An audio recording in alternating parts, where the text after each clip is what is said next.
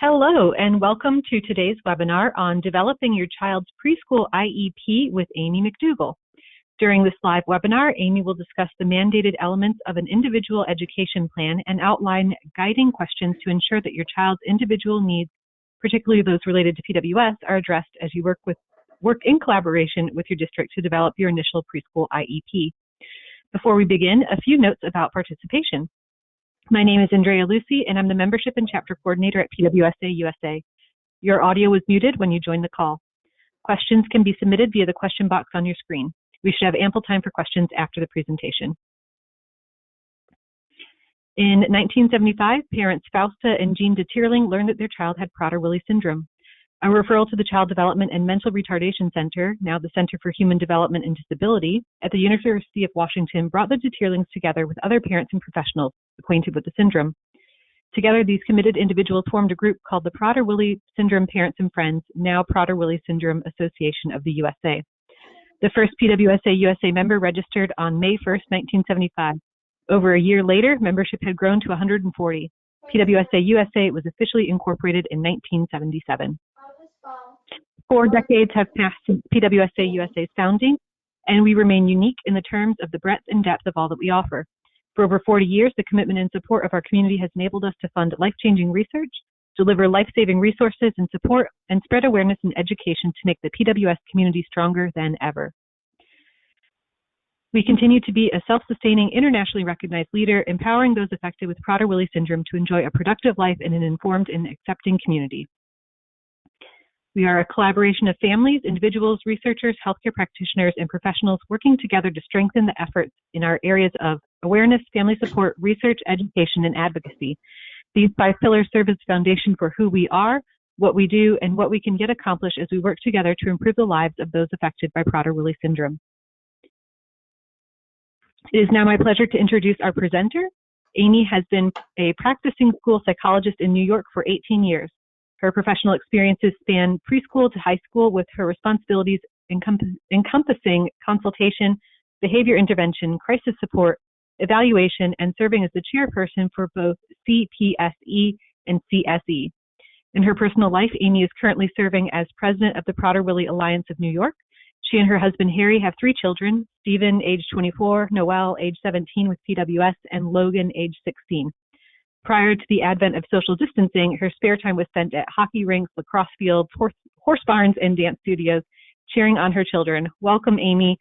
I will now give you the keyboard controls. Thank you for being with us today. Thanks so much, Andrea. So welcome, everyone. My goal is to make this a very practical and helpful presentation. So I hope you can take a lot away from it. Oh, Andrea. It's not moving forward for me, Andrea.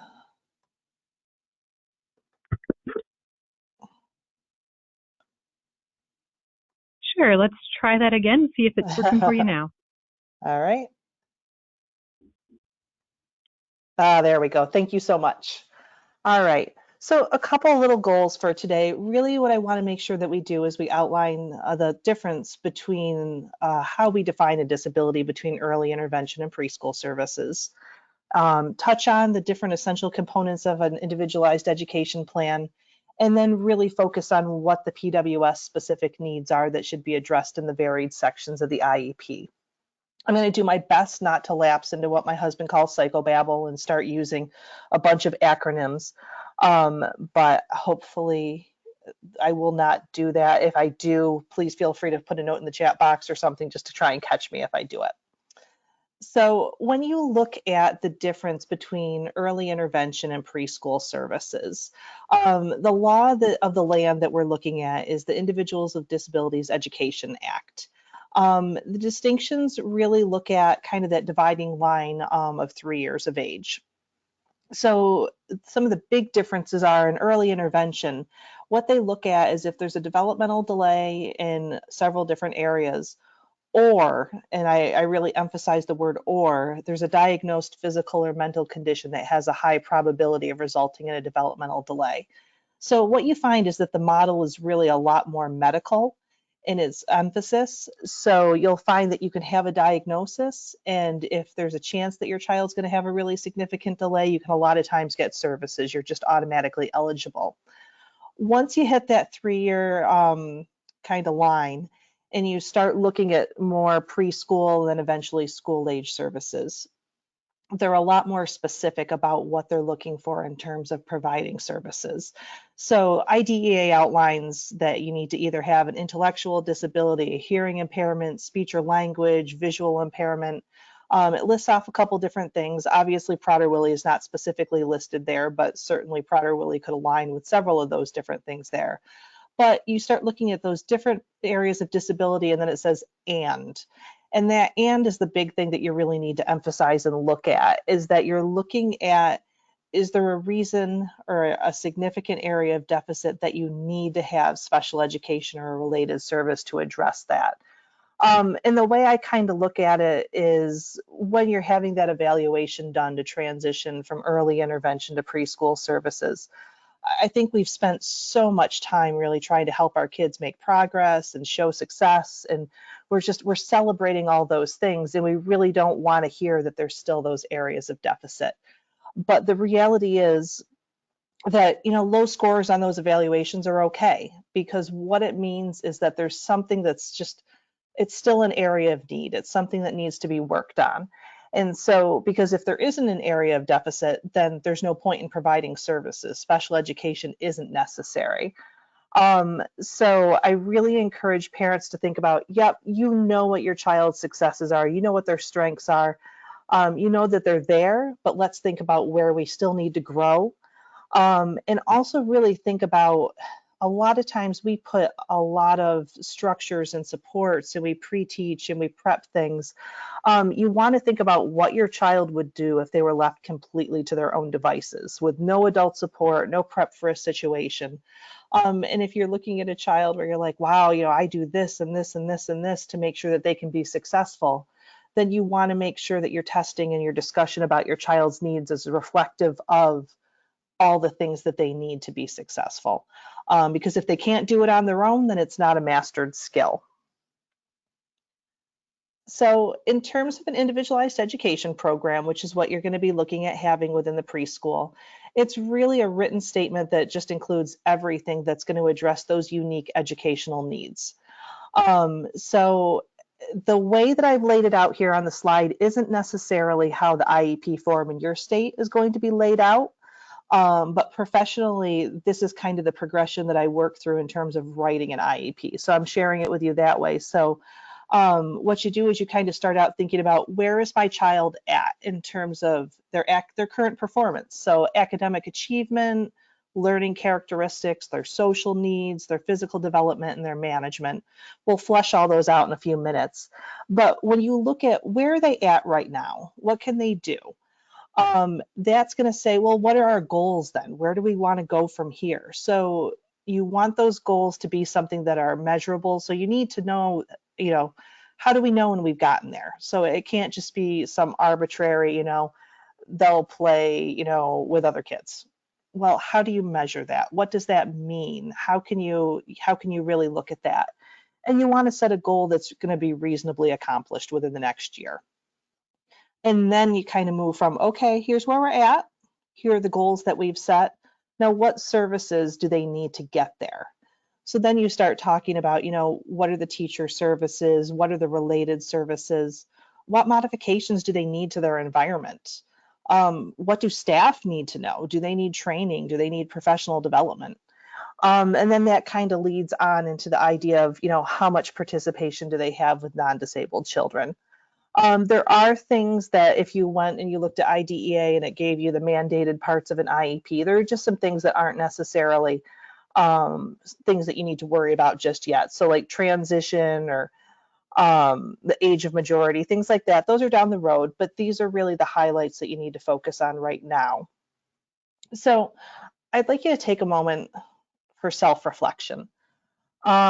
And really kind of start to think about a couple of questions, because how you approach the meeting and how you approach your needs can definitely help drive your approach to both the school staff and the expectations that they in turn have of your child. So, for example, what are your concerns and your biggest worry for your child? It could be the Prader-Willi related medical concerns. It could be behavioral. It could be the hyperphagia. What are the things that are really what's stressing you out? Where do you see the need for growth? What do you really want to see them be able to do in the short term? Because I think that we all have goals and things that we want to see happen, years in the future. And the reality is, you're going to be building building blocks at this point in time, but you're not really going to be shooting for the stars in the moment. You're just setting the framework. This is a really vital question that I'm tossing out there, and it's a difficult one to kind of think away, and it's a really um, but it can really impact you. So when I say, do I believe that hyperphagia is a behavior that can be trained away or a symptom of a physical drive? Um, the reason I believe this is so important is because it's going to define how the teachers want to interact with your child. If you believe that the hyperphagia is just a behavior that, they're going to be able to get over it and get past it in the future, the message you're sending to the teachers is that that's a behavior that they're going to have to just address. There should be consequences for it, and you just need to work with it and try and eliminate it. But if you see it as a symptom, it's a physical drive, then you start talking a lot more about supports and modifications to the environment. If you're saying this is something that my child is dealing with, they can't control it, we need to make sure that their environment meets their needs versus potentially punish them for a behavior. It makes a huge difference. And then one of the biggest questions is going to be, how do I describe all of this in a way that's relevant to classroom instruction? As parents, we've been very focused in those early years on medical and meeting their needs. And as they set foot into school, we have to start thinking about how is this going to impact them in terms of their learning, and how do we describe it that way? Because a teacher is, as caring and compassionate as they're going to be, the bottom line is they want to see kids learn. So we're always looking for ways to draw those connections between a student's learning and their needs. So one of the first things that we really want to talk about is we want to make sure that throughout the IEP, there's Prader-Willi specific information. So one of the big areas in the present levels is academic achievement and learning. Obviously at preschool, they're not going to have a lot of academic readiness skills. That's the whole point of where you're going. Everybody's going to be working on that. So you're not going to want to talk about, well, they don't know their letters and their numbers. Well, no student going into preschool knows all their letters and numbers. So you want to talk about what's different for your child that they need to work on to be able to perform at the level of their peers. So for a lot of our kids, it's that speech, their articulation, how well can they be understood? Their language, like, do they understand what's being said to them, or can they actually convey their wants and needs in a very functional way? Sometimes it's like those soft skills for learning. So could they sit at circle? Could they, pay attention to the same thing that an adult is, or that the other kids around them? Can they participate in an adult directed task, or when everybody else sits down to circle, are they just off and wandering or not paying attention, or acting out behaviorally? And there again, that ability to remain engaged. When you talk about social development, I think the guiding question is here, how does PWS impact their attention and their engagement in the classroom, their ability to cope with frustration, and their emotional functioning?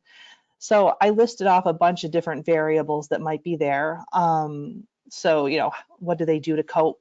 Are they the kid that just kind of sits back and lets everything happen, or do they get really upset really quickly and get really frustrated? If hyperphagia is something that's kicked in for your family already and your child, how do they respond around food? Does it make them anxious? Do they get really, really focused on it? Do they have those perseverative behaviors where it has to just the same thing is happening over and over and over, or the questions that are happening over and over and over again? And if you've got that, what are you doing to kind of break the cycle, or what works for you? Is it somebody who's really rigid, like things have got to be the same way every time, or you're going to see some real emotional upset? How do they get along with other kids? All those things can really play out within the classroom. So just to kind of get you thinking a little bit, I'll give you an example of something that, over the years I've been helping to write my daughter Noelle's IEPs. So for her, in terms of her social engagement, when she was younger, I had said, Noelle's generally an affectionate and easygoing little girl. She loves to be a helper and enjoys engaging with peers. She tends to mother other children by pointing out behavioral expectations. That was a very nice way of saying that she liked to tell everybody what to do and how to do it.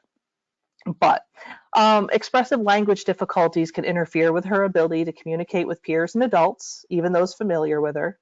She can be rigid in her approach to tasks and will refuse to engage in tasks or activities if pushed into a power struggle. She responds well to routine and is quick to point out when there's variation in that routine. If an activity or reward has been planned or promised, she will be insistent that it occur. Behavioral expectations should be clearly stated as she responds best when she understands expectations and consequences. So when you look at all those things, you could see how they could really keep her either functioning well in a classroom or could really start to interfere with how she's doing in a classroom.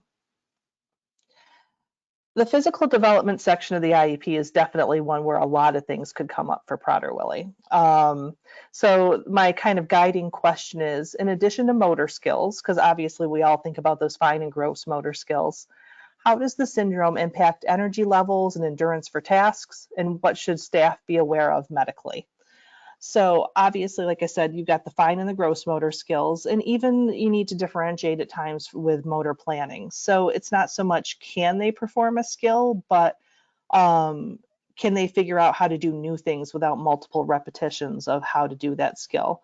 One of the things I just realized as I'm looking at my slide is I didn't include endurance. How many of our kids can do something the first time or two, but then they're just exhausted and they can't sustain the skill. So it'll look good in the moment, but then it's gone. Signs of illness. Most of our kids do not show their signs of illness the way most kids do. Obviously the issues with temperature regulation and vomiting, the high pain threshold, all of those things where you look at your child in a classroom and they're not going to let on that they need something the way some of the other kids need to. Scoliosis could definitely impact whether or not a kid can participate in all those activities that other kids are doing. Can they play on the playground? Do they have to be monitored more carefully? Are they in a brace? Those things are all really relevant. Daytime sleepiness. Do they need breaks? If they're really fatigued, do they need a chance to take a nap? Do they need an activity to get them up and moving and get them just re-regulated and going again and engaged in instruction?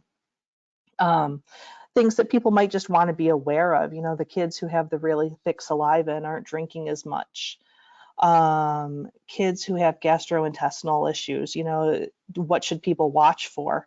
If there's a chance that a child's going to be in distress. Temperature regulation, do you need to know if you're going to go outside to play? Is it too hot, too cold? That reduced metabolism, I think, is good to know, and I'll include it on an example that I just share in a minute. But also skin picking, obviously, that can be a little overwhelming to people if they're not aware that that could be going on. And then obviously, that hyperphagia and the food seeking. So at Noelle's early age, we didn't have a really good handle on some of her food seeking to understand what it looked like. But we built in some statements. So her IEP when she was very young said that, she's been diagnosed with Prader-Willi syndrome. Hallmark characteristics of the syndrome include food-seeking behaviors in combination with a slowed metabolism. As a result, her caloric intake is carefully monitored. Noelle does not run fevers and rarely vomits. If her behavior seems off, you notice an increase in her food seeking or she blanches suddenly, these are your best signs that she is not feeling well. She also has a relatively high pain threshold. So a lot of different variables that, and I know that sometimes school districts will be like, well, that's medical, we shouldn't really be talking about it, why should this be in there? But the reality is for our kids, if you're not aware of these things, they can be put in a situation where they're not actively engaged in their classrooms. So either they're falling behind their peers, they're falling asleep, they need additional supervision. their attention's just gone because of the fact that they've got other things going on. So you need to really make sure that you're helping to regulate them medically in order for them to fully participate in the classroom. In terms of management, the management section really looks at how does the classroom need to be organized, structured, or what additional interventions might be provided or needed. So is additional supervision needed? Obviously, you want to keep an eye on every preschooler, but most kids with Prader-Willi tend to need additional supervision. So when do they need that additional supervision? What does that look like?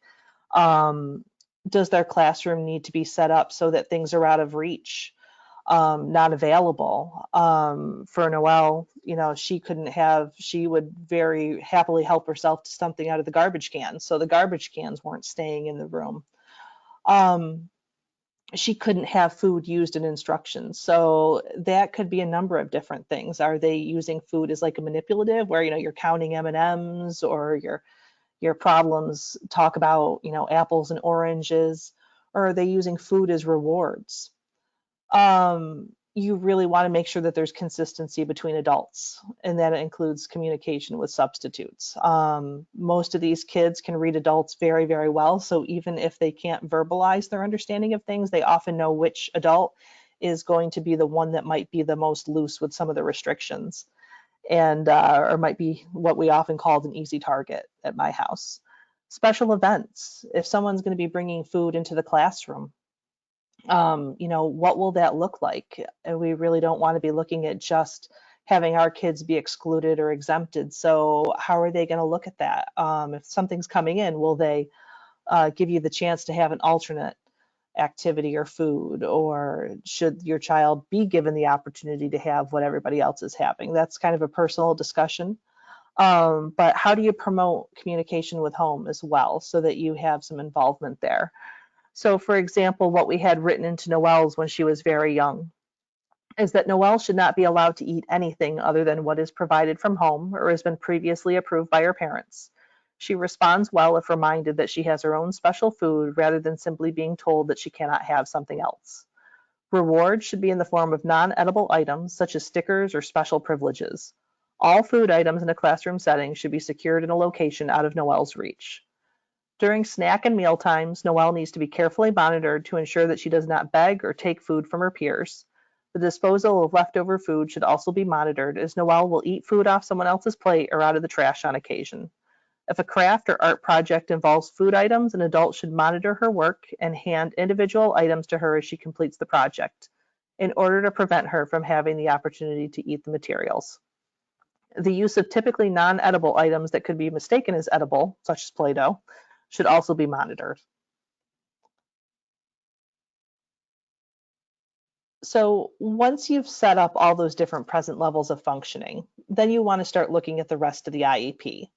So talk about what goals should be prioritized, with those goals aligning with the student's specific needs outlined in the present levels. I would really encourage you to make sure that you don't have lists and lists of goals, because the reality is that neither your school nor your child is going to have the time or the energy to be able to meet every goal. So pick the biggies, pick things that are overarching. Pick things that, you're like, what, this very feasibly could be attained in the next year, and then we'll move on to some of the other things. Make sure that you talk about how you'll know when the student has achieved those goals. So what's that going to look like? What services, modifications, and supports for school personnel are needed to help the student meet their goals? So obviously when you're talking about, you may have options for special education teacher services. You might be looking at things like speech or occupational therapy or physical therapy. But sometimes teachers are just, they don't know that this is all new to them and they might need some additional support. You can always talk about writing in resources for training. So could they access videos put out by PWSA or that you know about? Could you have somebody come in and do a presentation? Could you do a presentation to talk about what the syndrome is, what it looks like, and how they might want to modify their environment? It's something that's actually worked out very, very well for us over the years, is that we have written right into Noelle's IEP that support for school personnel is a disability-specific training. And during that training, I really make an emphasis as I come in and I kind of talk about what Prader-Willi is overall.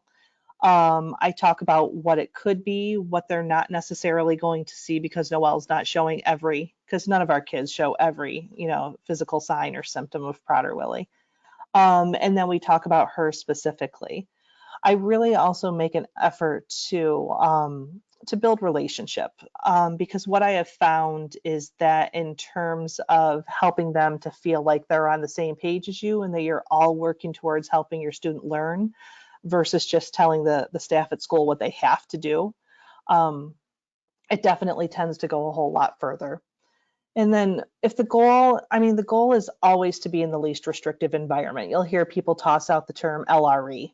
And the idea is that we want to see our students have the most experiences and the most opportunities for learning and the most access to the classroom with their non-disabled peers. But what we also really need to look at on the flip side is where is their progress towards their goals going to be best accommodated? And I think that a lot of this is going to come through consultation between you and your early intervention providers, and even the people who are sitting on that committee and the people who have done the evaluation. And you're going to want to look at, how does your child respond to if there's other kids around? Do they really want to do what the other kids are doing? Are they, feeling like, wow, this could be fun and exciting? And so they're more sold on what's going on. Are they completely overwhelmed by what's going on? And so they tend to shut down and detach, and they might not be as successful. I think really one of the biggest things that we need to look at as parents and providers is where are we seeing the most growth happening and how can we help support that? So we want to see our kids in with non-disabled peers, but if your child's at a point where you're like, wow, they've really just got a lot to work on in order to be able to be more successful with their non-disabled peers, it's not necessarily a bad thing to look at a more restrictive environment so that you can master those skills to be able to branch out and be with their peers on a more regular basis. So in terms of practical advocacy, what I always talk about with parents, and I've always done myself, is I've talked about what's my gold standard and what's my acceptable fallback. So when you walk into a meeting, you know what you want. You know what you'd like to ask. You could have things that you really, really want to see happen, but you know that there's definitely a possibility that it might not. I think one of the worst things that we can do as parents walking into a meeting is not just having a be all and end all, and this is the way it's going to be. And if it doesn't happen, then I'm willing to fight. We should always be willing to advocate. But when you're walking into some of these meetings, sometimes it's good to know, here's what I really, really want. And then kind of have in the back of your mind, you know what, if it doesn't end up happening, I could be okay. And this is what we're going to do. So for example, when Noelle went to school, I really, really wanted her to have a one-to-one aide. And I was prepared to advocate and to fight for it. But in the back of my mind, I had already said, you know what, if I don't have this happen right away, where are the places that I feel it's the most important for her to have additional supervision? So obviously the cafeteria was one of those, or when the kids were eating, or if there were activities where, she might not be able to keep up with somebody, or she might get lost or sidetracked. And so I went in and I was fully prepared to say, you know what, this is what I really, really want. I want that full-time one-to-one aide. But in the back of my head, I had kind of remembered I could be okay if I have to fall back. And then I could ask questions about, okay, if I have to go to my fallback, how do we collect data and to say, this is how I know that this is what she needs. So for example, if I had not ended up having Noelle have that full-time one-to-one aide, I would have said, okay, so here are the behaviors that I think are going to show up if she doesn't have somebody, fully attentive to her needs. I see, some of these behaviors in terms of food seeking, stealing, taking things that don't belong to her. And I want you to do data collection on that. And if these things are happening on a regular basis, then we need to come back and talk, because clearly the recommendation wasn't successful and we need to make some changes. And then I would set a time frame for when that might happen. Daytime sleepiness might be another example of this. A lot of times they don't want to just say, oh yeah, well, they're going to take a nap.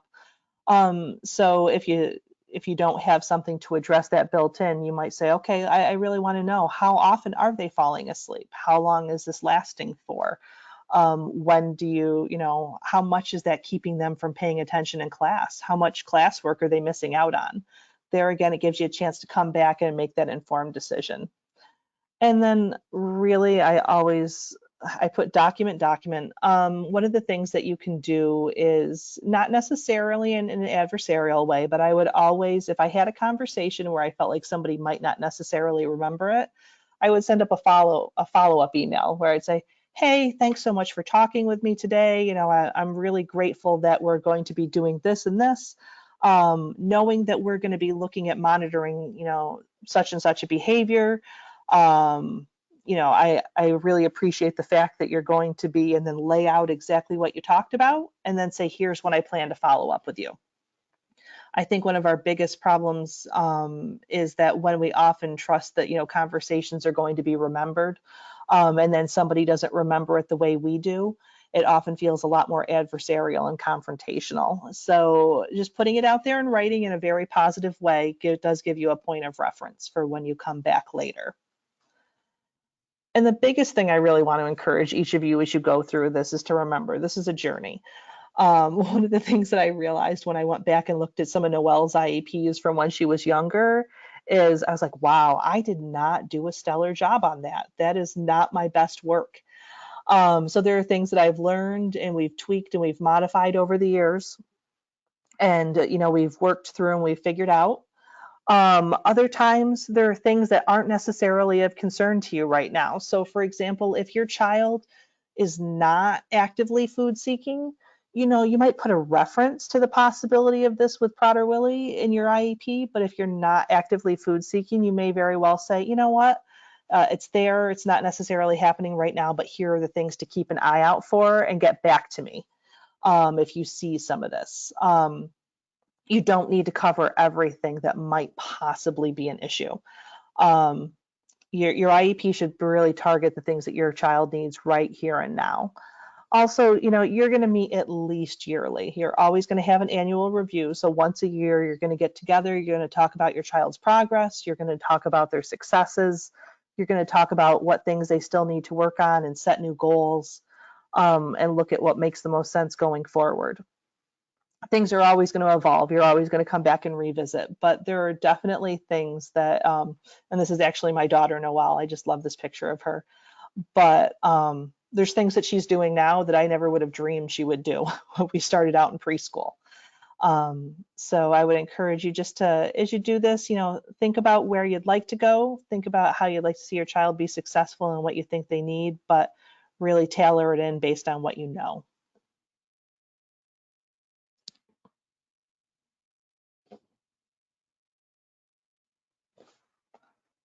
And I guess what I would do is open Awesome. it up to, there you go.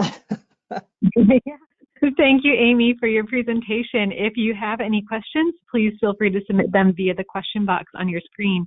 Amy, to get us started, I was wondering if you have copies of the statements that you've used for Noelle that you'd be willing to share with our community to maybe copy and adapt for their own IEPs. Absolutely. I found that that is one of those things that it's coming. I worked hard on my own. I borrowed from other people, so I'm more than happy to share those out so they can be modified, tweaked, adapted. But definitely we can do that.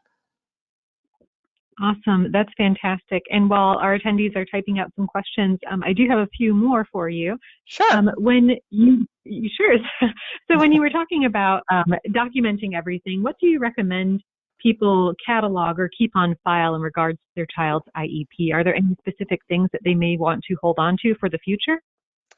Yeah, I do think it's a wise idea, and this would be having each of you do things that I haven't necessarily been stellar at myself. But I think that having a binder or a file folder where you keep a copy of any medical reports that are really relevant, copies of any of your child's educational evaluations, and their most recent IEP will definitely be invaluable.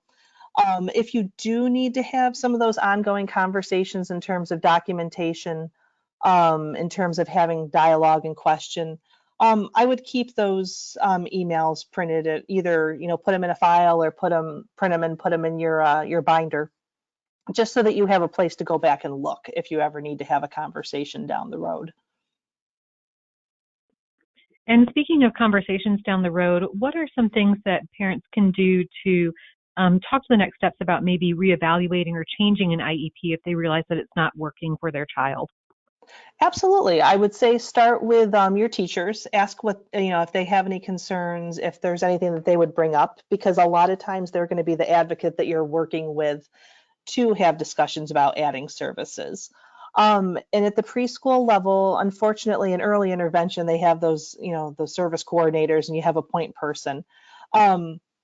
At least in New York, and I believe this is true across most of the country, the chairperson for the Committee on Preschool Special Education becomes kind of the point person or the contact person. So you would reach out to the preschool special education department in your school district. And just basically, if you have concerns about reevaluation or another meeting, you can just request it. If you put it in writing, obviously it doesn't get lost in translation or anything, but you just want to reach out to your school district and request either a reevaluation in the area that you're concerned about or a meeting to discuss your concerns. Thank you. And speaking of having the point person, who else can parents expect to see at their initial IEP meeting for their child? This, I think it varies a little bit state to state, but I think that typically you should always see a school district representative. You should always see a regular education teacher. If your child is receiving special education services, they should have a special education teacher there. And then it really will depend on the different involvements. Some states have municipality representatives where basically the organization that kind of oversees the provision of services also works along with the school district. So they might be there. You as a parent always have the right to invite anybody. So say, for example, you really feel like your early intervention provider should be there. They know your child, they've been working with them, and they just don't happen to be on the invitation to the meeting. You have every right to invite other people to come to a meeting. So if there's someone that you feel should be there that isn't, absolutely reach out to the school district and tell them, hey, I want to invite so and so, but then also do some of the legwork yourself to make sure that they're invited. And speaking of inviting people to the IEP, is it a wise decision to maybe invite a friend or a grandma or someone else that you trust to come with you to take notes or record the conversation in case you miss anything? Is that an appropriate thing to ask? Certainly, if you're feeling really stressed, it's always a good thing. I'd encourage you to always let your school district know in advance that you're doing that. More of a is a sign of good faith than anything else. Just to let them know, hey, I'm stressed. I'm just really needing some support, and invite them to come along with you. Be very careful though with recording. You cannot legally record without the other person knowing. So that's definitely, I know that some people fall into that trap. They think, oh, it makes sense to me. That's the only way I'm going to remember. But it definitely sends a message that, there might be legal action down the road. Might not be your intent, but it's definitely the message that it sends to a school district. So if you have any thoughts that you want to record it, I would bring it up. But a lot of times, I would say that you're better off inviting a friend or a family member to come along and support you versus whipping out your cell phone and just saying, hey, I want to record this. Great. Sarah has a question. Her daughter is having her first IEP meeting via Zoom next Wednesday, and her daughter's turning 3 in June. How exciting. She is the only child with PWS currently in their school district.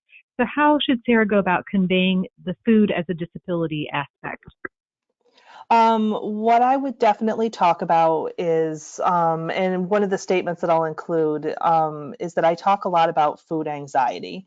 And I talk about how if our kids are really, really focused on, what they might eat, when they might get it, it completely distracts them and behaviorally takes them away from the classroom.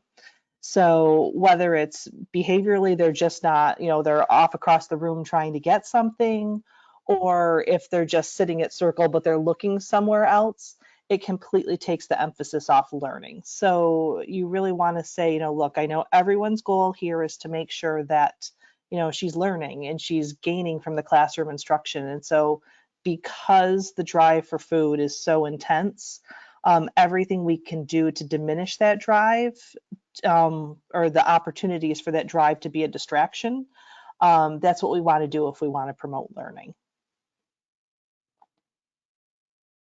Thank you. And one final question, what can parents do at home to support their child's IEP? And that's such a tricky one because I think that you're going to be doing things day in and day out. And a lot of times our kids are just exhausted by the time they get home.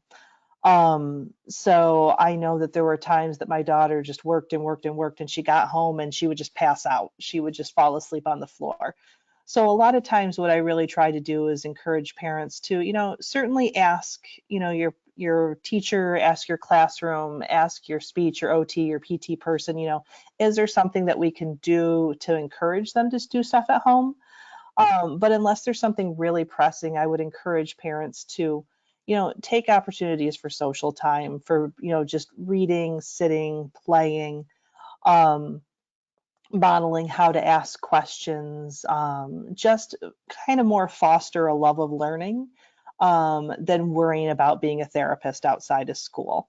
It sounds kind of like, don't worry about it, and that's not really where I'm going, but we want to make sure that our kids have the energy to give when they get to school.